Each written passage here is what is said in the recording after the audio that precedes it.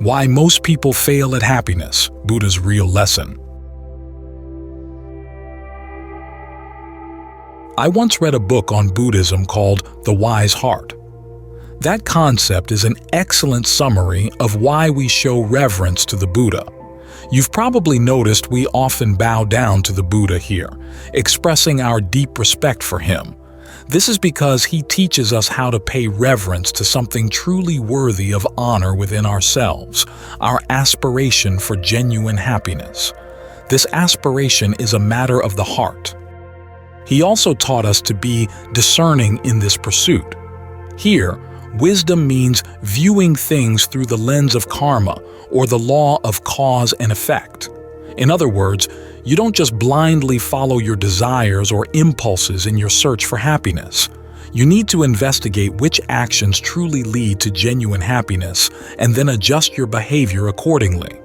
You could say the Buddha wants us to take our happiness seriously, not in a grim sense, but with the understanding that something so vital to our being deserves careful consideration. We should look closely at what actually brings happiness and what doesn't. And yet, so many people simply follow the crowd.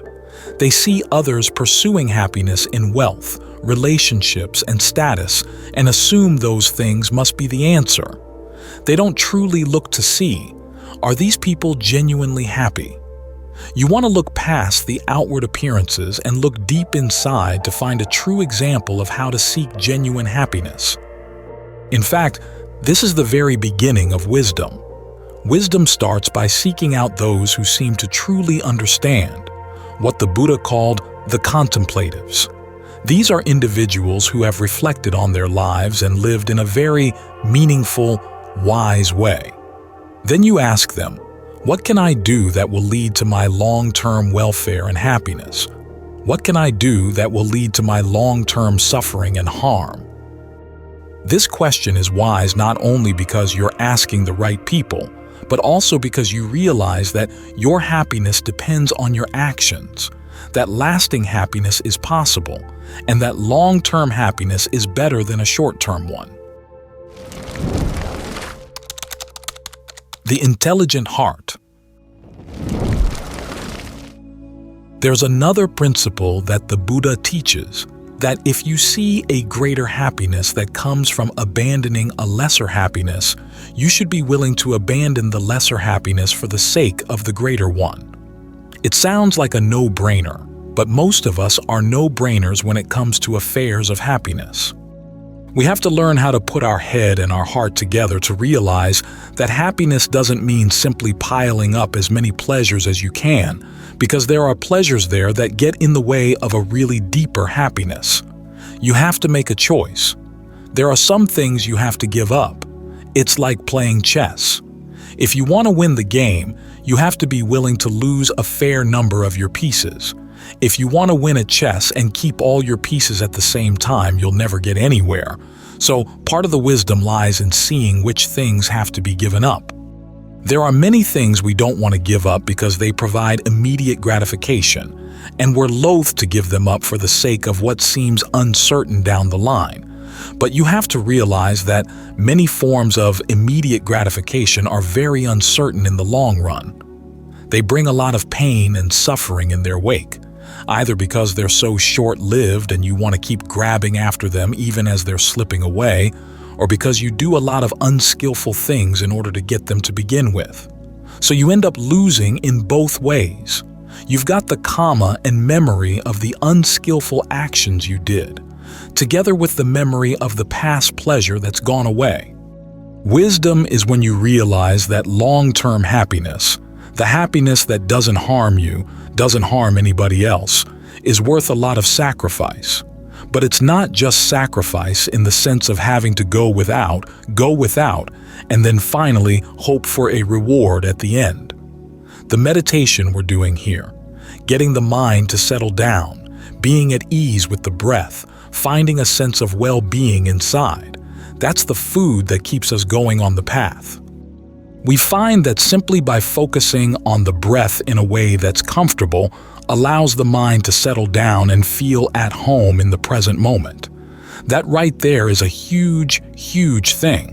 There are so many people who can't do even that, either out of regret for what they've done in the past or just a simple unwillingness to look carefully at what's going on in the present moment. They're always running around, and having nothing to show for it, really.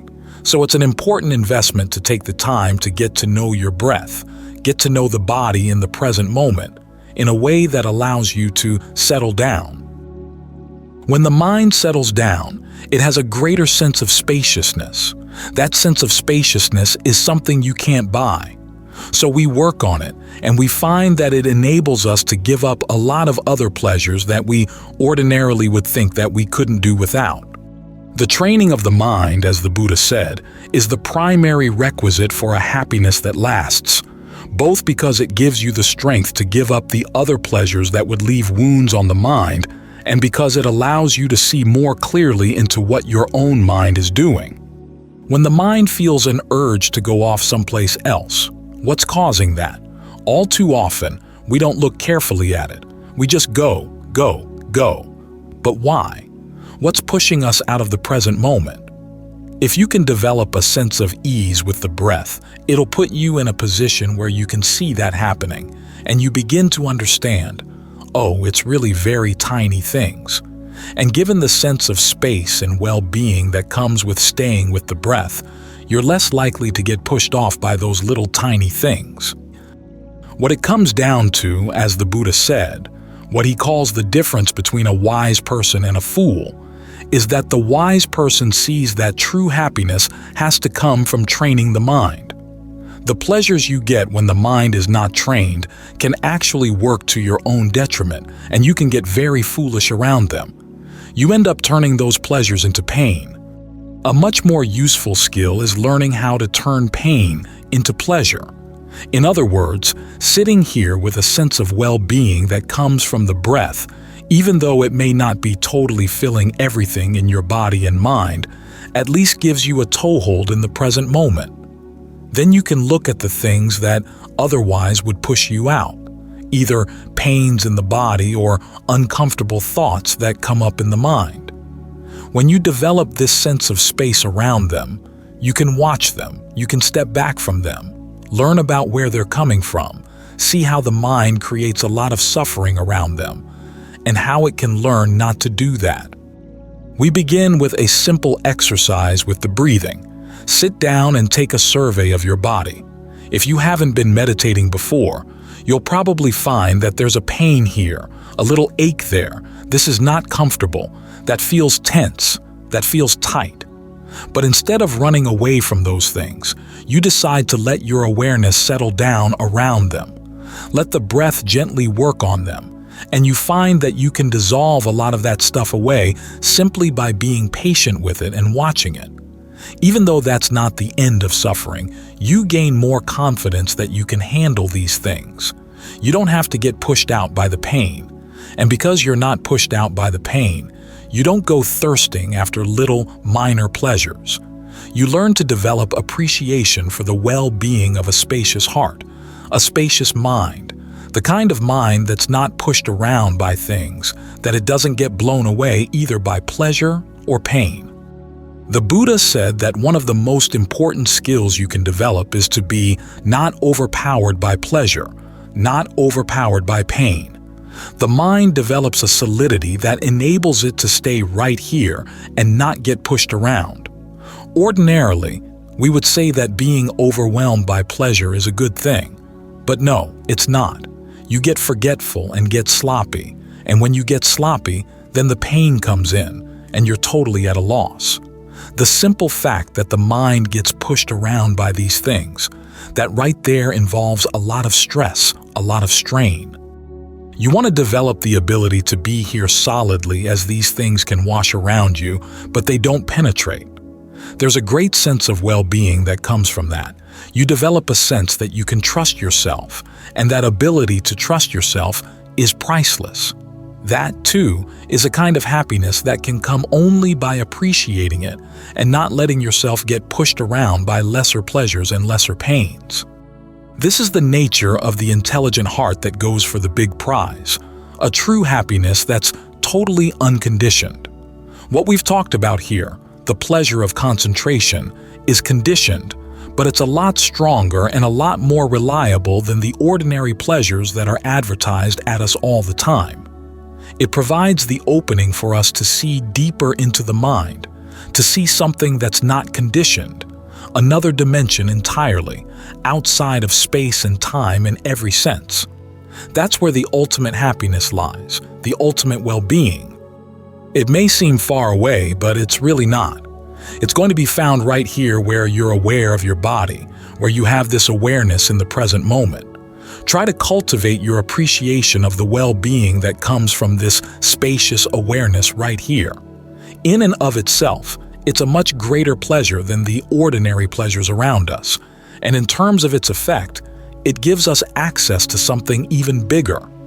This is what comes with taking the issue of happiness seriously and sticking with your determination to not settle for anything less than a happiness that's totally reliable and enables you to become totally reliable as well. The power of judgment. When the Buddha told Ananda that the entirety of the practice lies in having an admirable friend, he wasn't saying something warm and reassuring about the compassion of others. He was pointing out three uncomfortable truths about delusion and trust that call for clear powers of judgment. The first truth is that you can't really trust yourself to see through your delusion on your own. When you're deluded, you don't know you're deluded. You need some trustworthy outside help to point it out to you. This is why, when the Buddha advised the Kalamas to know for themselves, one of the things he told them to know for themselves was how wise people would judge their behavior. When he advised his son, Rahula, to examine his own actions as he would his face in a mirror, he said that if Rahula saw that his actions had caused any harm, he should talk it over with a knowledgeable friend on the path. That way, he could learn how to be open with others and himself about his mistakes, and at the same time tap into the knowledge that his friend had gained. He wouldn't have to keep reinventing the Dharma wheel on his own. So if you really want to become skillful in your thoughts, words, and deeds, you need a trustworthy friend or teacher to point out your blind spots. And because those spots are blindest around your unskillful habits, the primary duty of a trustworthy friend is to point out your faults. For only when you see your faults can you correct them. Only when you correct them are you benefiting from your friend's compassion in pointing them out. Regard him as one who points out treasure, the wise one who, seeing your faults, rebukes you. Stay with this sort of sage. For the one who stays with a sage of this sort, things get better, not worse. DHP 76. In passing judgment on your faults, an admirable friend is like a trainer. Once, when a horse trainer came to see the Buddha asked him how he trained his horses. The trainer said that some horses responded to gentle training, others to harsh training, others required both harsh and gentle training. But if a horse didn't respond to either type of training, he'd kill the horse to maintain the reputation of his teacher's lineage. Then, the trainer asked the Buddha how he trained his students, and the Buddha replied, in the same way. Some students responded to gentle criticism, others to harsh criticism, others to a mixture of the two. But if a student didn't respond to either type of criticism, he'd kill the student. This shocked the horse trainer, but then the Buddha explained what he meant by killing. He wouldn't train the student any further, which essentially killed the student's opportunity to grow in the practice. So the first prerequisite in maintaining an admirable friend is being willing to take criticism, both gentle and harsh. This is why the Buddha told his disciples not to teach for money, for the person paying is the one who determines what's taught, and people rarely pay for the criticism they need to hear. But even if the teacher is teaching for free, you run into the Buddha's second uncomfortable truth. You can't open your heart to just anyone. Our powers of judgment really do have power, and because that power can cause long-term help or harm, you have to take care in choosing your friend. Don't fall into the easy trap of being judgmental or non-judgmental. Judgmental in trusting your knee-jerk likes or dislikes, non-judgmental in trusting that every Dharma teacher would be equally beneficial as a guide. Instead, be judicious in choosing the person whose judgments you're going to take on as your own. This, of course, sounds like a catch-22. You need a good teacher to help develop your powers of judgment, but well-developed powers of judgment to recognize who a good teacher might be. And even though there's no foolproof way out of the catch, after all, you can master a foolproof way and still be a fool, there is a way if you're willing to learn from experience. And fortunately, the Buddha advised on how to develop your powers of judgment so that you know what to look for along the way. In fact, his recommendations for how to choose an admirable friend are a preliminary exercise in discernment. Learning how to develop judicious powers of judgment so that you too can become an admirable friend, first to yourself and then to the people around you. The first step in being judicious is understanding what it means to judge in a helpful way. Think not of a Supreme Court justice sitting on her bench, passing a final verdict of guilt or innocence, but of a piano teacher listening to you play. She's not passing a final verdict on your potential as a pianist. Instead, she's judging a work in progress, listening to your intention for the performance, listening to your execution of that intention, and then deciding whether it works. If it doesn't, she has to figure out if the problem is with the intention or the execution, make helpful suggestions, and then let you try again. She keeps this up until she's satisfied with your performance. The important principle is that she never direct her judgments at you as a person. Instead, she has to stay focused on your actions, to keep looking for better ways to raise them to higher and higher standards. At the same time, you're learning from her how to judge your own playing, thinking more carefully about your intention, listening more carefully to your execution, developing higher standards for what works, and learning to think outside of the box for ways to improve. Most important of all, you're learning to focus your judgment on your performance and not on yourself. This way, when there's less you invested in your habits, you're more willing to recognize unskillful habits and to drop them in favor of more skillful ones. Of course, when you and your teacher are judging your improvement on a particular piece, it's part of a longer process of judging how well the relationship is working. She has to judge over time if you're benefiting from her guidance, and so do you. But again, neither of you is judging the worth of the other person. She's simply deciding, based on your progress, whether it's worth her while to continue taking you on as a student. You're judging the extent to which her recommendations are actually helping you perform more effectively.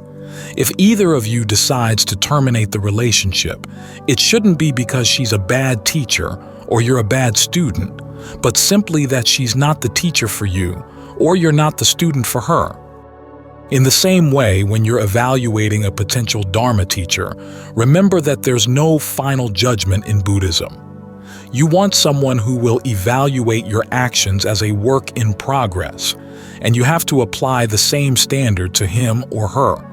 And you're not trying to take on the superhuman role of evaluating that person's essential worth. You're simply judging whether his or her actions embody the kinds of skills you'd like to develop, and the types of mental qualities, which are also a kind of action, that you trust in a trainer or guide.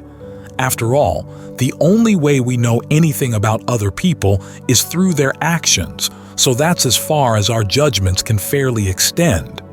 At the same time, though, because we're judging whether we want to internalize another person's standards, it's not unfair to pass judgment on what they're doing. It's for our own protection, and it's for the sake of our protection that the Buddha recommended looking for two qualities in a teacher: wisdom and integrity. To gauge these qualities, though, takes time and sensitivity, which is why the Buddha also advised that you be willing to spend time with the person and try to be really observant of how that person acts. Once, when King Pasenadi came to see the Buddha, A group of naked ascetics passed nearby. The king went over, got down on one knee, and offered them homage. Then he returned to the Buddha and asked, "Are those ascetics worthy of homage?" The Buddha replied that you could fairly answer that question only after having spent time with them, and only if you were really observant. The king praised the Buddha's caution and added, "Those men are actually my spies. They're on the way back from having scouted out the enemy, and soon, after bathing and clothing themselves, they'll be back enjoying themselves with their wives." So you can't judge people just by first impressions. The appearance of wisdom is easy to fake. In the past, people were impressed by extreme austerities. At present, the ads for Dharma books and retreats show that we're attracted to other surface criteria, but the principle is the same. To save time and needless pain in the search, however, the Buddha noted 4 early warning signs indicating that potential teachers don't have the wisdom or integrity to merit your trust. The warning signs for untrustworthy wisdom are 2. The first is when people show no gratitude for the help they've received, and this applies especially to help from their parents and teachers. People with no gratitude don't appreciate goodness, don't value the effort that goes into being helpful, and so will probably not put out that effort themselves. The second warning sign is that they don't hold to the principle of karma. They either deny that we have freedom of choice, or else teach that one person can clear away another person's bad karma from the past. People of this sort are unlikely to put forth the effort to be genuinely skillful, and so are untrustworthy guides. Lack of integrity also has 2 warning signs. The first is when people feel no shame in telling a deliberate lie. As the Buddha once said, "There's no evil that such a person might not do." The second warning sign is when they don't conduct arguments in a fair and above-board manner, misrepresenting their opponents, pouncing on the other side's minor lapses, not acknowledging the valid points the other side has made. People of this sort, the Buddha said, aren't even worth talking to, much less taking on as teachers. As for people who don't display these early warning signs, the Buddha gave advice on how to gauge wisdom and integrity in their actions over time. One question he'd have you ask yourself is whether a teacher's actions betray any of the greed, anger, or delusion that would inspire him to claim knowledge of something he didn't know, or to tell another person to do something that was not in that person's best interests. To test for a teacher's wisdom, the Buddha advised noticing how a potential teacher responds to questions about what's skillful and not, and how well he or she handles adversity. To test for integrity, you look for virtue in day-to-day activities and purity in the teacher's dealings with others. Does this person make excuses for breaking the precepts, bringing them down to his level of behavior rather than lifting his behavior to theirs? Does he take unfair advantage of other people? If so, you'd better find another teacher. This, however, is where the Buddha's third uncomfortable truth comes in. You can't be a fair judge of another person's integrity until you've developed some of your own. This is probably the most uncomfortable truth of all, for it requires that you accept responsibility for your judgments. If you want to test other people's potential for good guidance, you have to pass a few tests yourself. Again, it's like listening to a pianist. The better you are as a pianist, the better your ability to judge the other person's playing. Fortunately, the Buddha also gave guidance on how to develop integrity, and it doesn't require that you start out innately good. All it requires is a measure of truthfulness and maturity. The realization that your actions make all the difference in your life, so you have to take care in how you act. The willingness to admit your mistakes, both to yourself and to others, and the willingness to learn from your mistakes so you don't keep repeating them. As the Buddha taught Rahula, before you act in thought, word, or deed, look at the results you expect from your action. If it's going to harm you or anyone else, don't do it. If you don't foresee any harm, go ahead and act. While you're acting, check to see if you're causing any unforeseen harm. If you are, stop. If not, continue until you're done. After you're done, look at the long-term results of your action. If it caused any harm, talk it over with someone else on the path, develop a sense of shame around the mistake, and resolve not to repeat it. If it caused no harm, take joy in the fact and keep on training. As you train yourself in this way, you learn 4 important principles about exercising judgment in a healthy way. First, you're judging your actions, not yourself. If you can learn to separate your sense of self from your actions, you tend to be more willing to admit your mistakes to yourself and less defensive when other people point them out to you.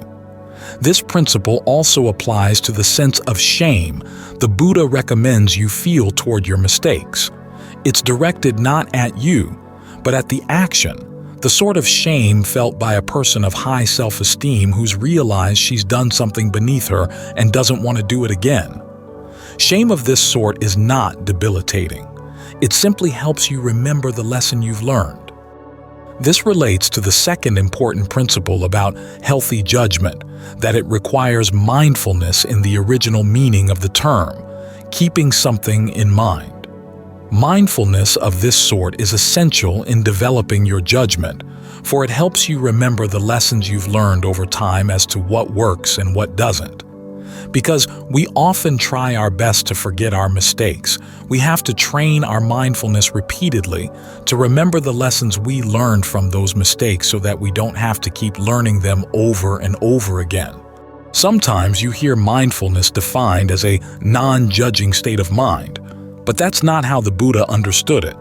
He often compared mindfulness to a gatekeeper in the way it helps you judge what should and shouldn't be done. Just as the royal frontier fortress has a gatekeeper, wise, experienced, intelligent, to keep out those he doesn't know and to let in those he does, for the protection of those within and to ward off those without.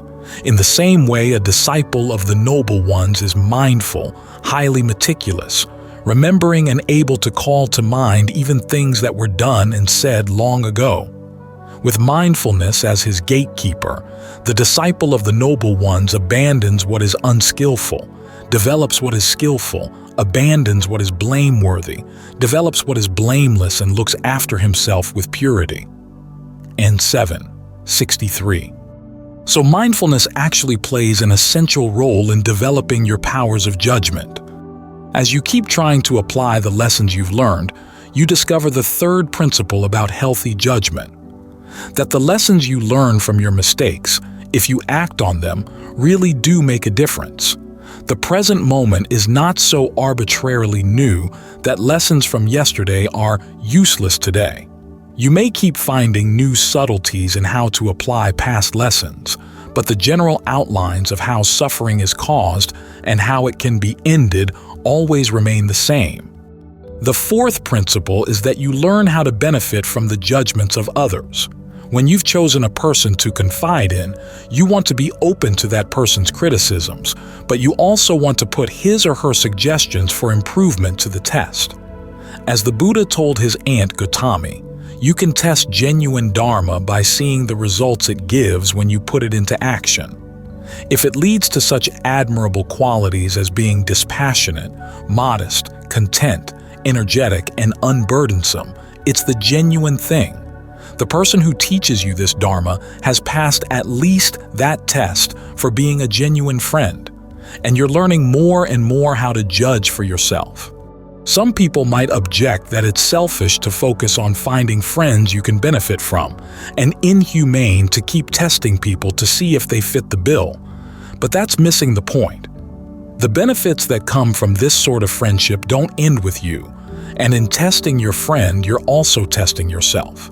As you assimilate the qualities of an admirable friend, you become the sort of person who can offer admirable friendship to others. Again, it's like practicing under a good piano teacher. As you improve as a pianist, you're not the only one who can enjoy your playing. The better you get, the more joy you bring to others. The better you understand the process of playing, the more effectively you can teach anyone who sincerely wants to learn from you. This is how teaching lineages of high caliber get established for the benefit of the world. So when you look for an admirable friend, you're tapping into a long lineage of admirable friends, stretching back to the Buddha and helping it to extend into the future. Joining this lineage may require accepting some uncomfortable truths, such as the need to learn from criticism and to take responsibility for your actions. But if you're up for the challenge, you learn to take this human power of judgment, which, when untrained, can so easily cause harm, and train it for the greater good.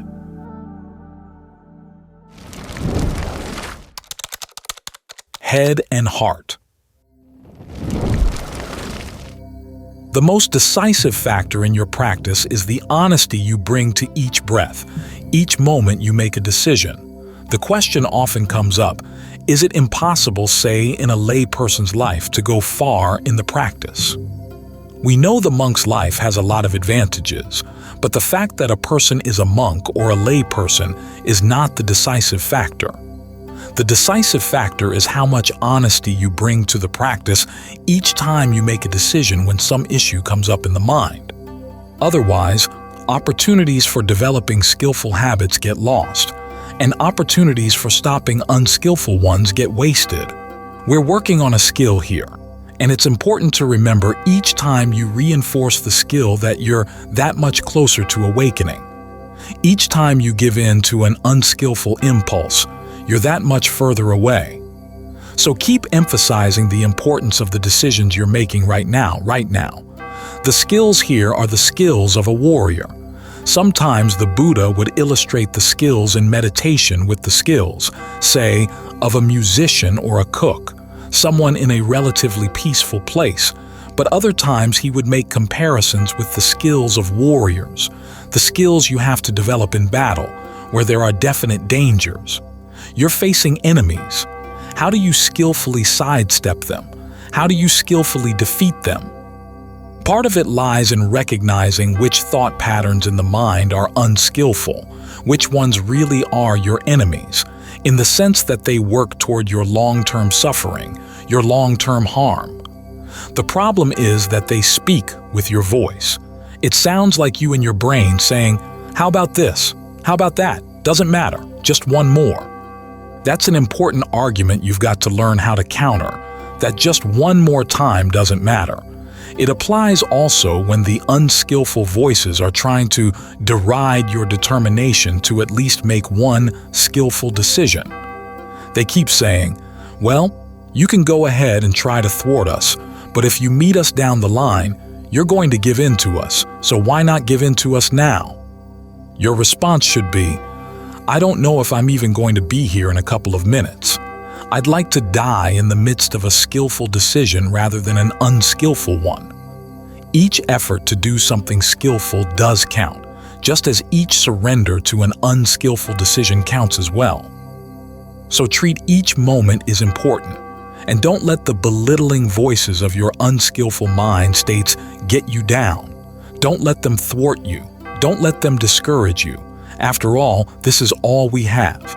Our decisions made moment by moment. The more consistently you can stick with the skillful ones, the better. The more quickly you can thwart an unskillful mind state when it's on a roll, the better. Even if you can't totally block it, the fact that try to fight it is important. If you just give in, as Ajahn Mahabua used to say, how can you say that you lose if you're not even fighting? Losing is better than not fighting at all. At least you put up an effort, and maybe a scrap of insight will come from that particular effort. Over time, these little scraps can build up. You begin to see patterns. You begin to see around a lot of the subterfuges that your unskillful mind states have used in order to maintain control over the mind. And you can begin to effect a revolution. You can overthrow them. The most important thing is that you don't identify with them. Just because a thought happens to come into your mind doesn't mean that it's your thought. You don't have to lay claim to it. You don't have to believe it. This is one of the most important lessons you need in gaining powers of concentration. You've made up your mind you're going to stay with the breath, stay with whatever your meditation object is, and you've got to maintain that intention. Stick with that intention. So the rule while you're meditating is that anything else that comes up is inappropriate, out of place. And of course, other voices will come in, other intentions will come in. You simply have to regard them not as your ideas, but simply as distractions. An effective way of not getting distracted is simply not to identify with them. It's like other people speaking outside while you're meditating. You don't have to identify with what they're saying. You don't have to take it in. You're not responsible for it. And when you learn to ignore them, to pay them no attention, it's like a bullet that seemed to be aimed at your heart but suddenly just falls onto the ground. So there are times when it's effective to see this practice as a kind of battlefield, with skillful and unskillful desires battling it out, and you've got to learn the skills of a warrior. Remember that warriors knows how to choose their battles when you're in a position to choose them. Sometimes they get forced on you, and you have to fight no matter what. But if you're in a position to choose your battles, choose the ones that you know you have at least some chance of winning, to give you a sense of confidence, and also choose the ones where winning out does make a difference. It's also wise to have a place to back off when you find that you can't battle whatever the issue is. This is why developing powers of concentration is so important. It gives you a place to retreat to. When an issue really seems to be screaming in your ears, you know it's not skillful, and you can't see a way out of it. Say, I'm just not going to go there at all. I'm not going to get involved. If the issue is stubborn, you can be stubborn too. Go back to your breath. Stay with the physicality of your present moment, because you know that if you start getting into the word battles, you're going to lose. So hunker down and realize that the tension over a particular issue is often going to get reflected in the breath. So at the very least, you can work with the breath. This is an important point. In dependent co-arising, the breath comes right after ignorance. This is the kind of breathing that leads to suffering. It's one of the forms of fabrication, bodily fabrication, and it's one of the basic building blocks of all your emotions. There's bodily fabrication, verbal fabrication, which is directed thought and evaluation, the conversations you have inside. And then there are mental fabrications, your feelings and perceptions. Those are the building blocks of your emotions, the building blocks from which your desires are formed. So if you see an unskillful desire coming in and it seems to taking control, you can get back down to the breath, work through whatever tension, whatever tightness may be surrounding that desire, and that helps to weaken it. You're also working on different perceptions. Instead of seeing the tension as a power that comes along with the desire, as proof of the desire's insistence, you begin to see it as something you can change. You work at it, not by arguing with the desire, but by changing the energy configuration of the body. This is why that factor of mental fabrication is so important, your feelings and your perceptions. When you practice breath meditation, you're learning ways of dealing with perceptions, ways of dealing with feelings, to breathe in a way that gives rise to ease, fullness, rapture. Learn to perceive the breath as a whole body process. How do you perceive the breath energy in the body in such a way that you can calm down the movements of the in and out breath? Start by perceiving the breath as energy filling the whole body. When you read up on the ways that Ajahn Lee describes the different levels of breath energy, they can change your perception of what breath is, what breath can be, what kind of breath you can tune into.